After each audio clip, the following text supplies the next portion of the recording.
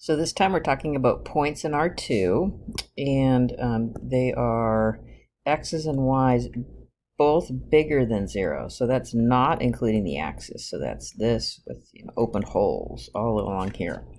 So is this a subspace? So right away I can see that there is no 0 vector. So it's not a vector, so therefore not a subspace.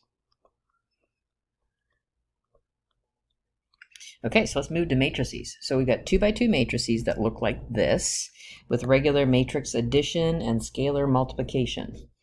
So let's think about if I want to find a 0. So is there a 0 vector? We call it a vector if it's in a subspace. So yes, we let A and B equal 0, and that gets us the 0 matrix, which I would call a 0 vector in this subspace. So that would be all zeros. All right, is it closed under addition? So closed under addition would mean if I choose two things, so I'll put an A sub 1 and a B sub 1 as in the subspace, and then I choose an A sub 2 and a B sub 2 in the subspace. So adding like I normally do, oops, I meant to put A2 there. 0, 0, B1 plus B2. This is in the subspace. So this is the same format or looks the same as matrices of this type with constants here and here. All right, so it's closed under, we say closed under addition. Okay, so the last thing to check is to see if it's closed under scalar multiplication. So if I multiply by a number C, a real number C, I guess I didn't say up here that A and B were real numbers, but they are. CA 0, 0, CB, this is in the subspace. So it is closed under scalar multiplication. Closed under scalar multiplication. So therefore, it is a subspace. Okay, so we did all kinds of things, xy points, matrices, polynomials. So now let's go back to vectors. So if I've got a vector of this type, we know that we could factor a t out, right? If I factor a t out, I get -1, 2, 0. So I could say, if I make a vector of -1, 2, 0, that the subspace that has vectors of this type is the span of this vector. So if I can write a subspace as a span of a vector or a set of vectors, then it automatically satisfies these three criteria, because the span means I can put any number in front of that vector. So I could put the 0 there. Closed under addition, well, that's what linear combination means, is I multiply it times the number and I add it together. And closed under scalar multiplication.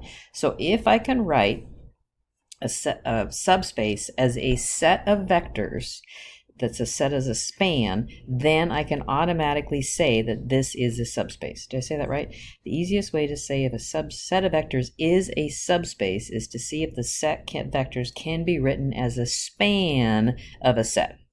Okay, so this is the big theorem that says it. So this is the most common way to describe a subspace.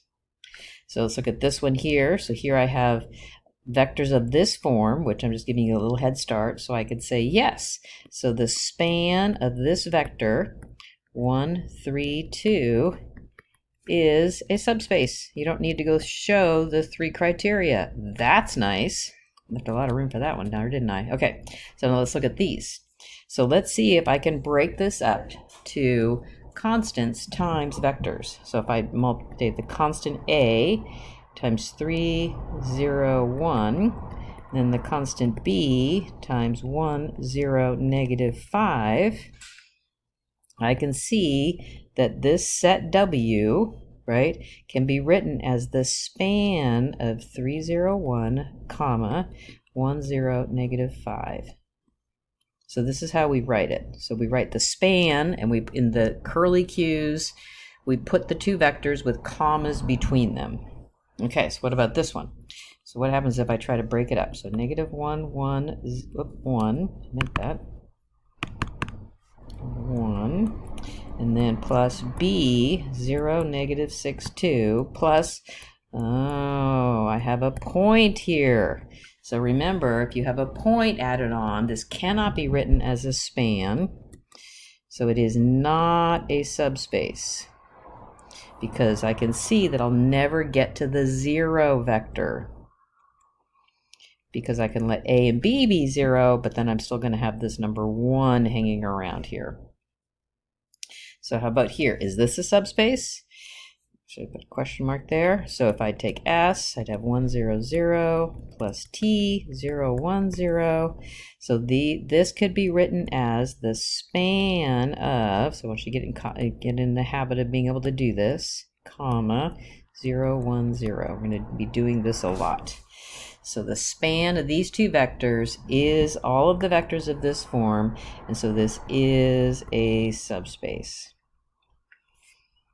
So, oh, good question. Is this a subspace of R2 or R3?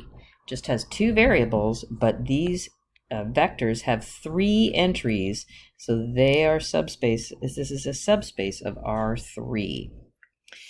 So is R2 a subspace of R3? In other words, could this be a subspace of this? No, they're different animals, right? They have different number of entries. Different number of entries. Number of entries. So cannot be a subspace of another.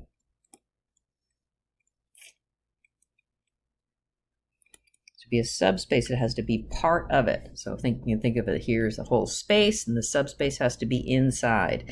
So if we're talking about R2 and R3, they're different entities. They're complete different circles. So just good facts to know. So in R2, we could have the 0 vector. We could have lines through the origin. Those are subspace, because subspace always has to have the 0 vector, so it always goes through the origin. Or we could have all of R2. So in R3, we could have the 0 vector. We could have a line through the origin. And then in R3, we could have a plane through the origin, or we could have all of R3.